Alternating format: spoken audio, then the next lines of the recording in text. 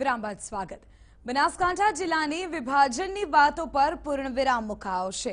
મુખ્યપ્રધાન વિજય રૂપાણીએ જિલ્લાના વિભાજન પર ચાલતી અફવાને રદ્દિયો આપ્યો છે। બનાસકાંઠા જિલ્લામાં એક કાર્યક્રમમાં ભાગ લેવા પહોંચેલા મુખ્યપ્રધાન વિજય રૂપાણીએ કહ્યું કે નવો જિલ્લો કે નવો તાલુકો જાહેર કરવામાં નહીં આવે, બનાસકાંઠા જિલ્લો યથાવત રહેશે।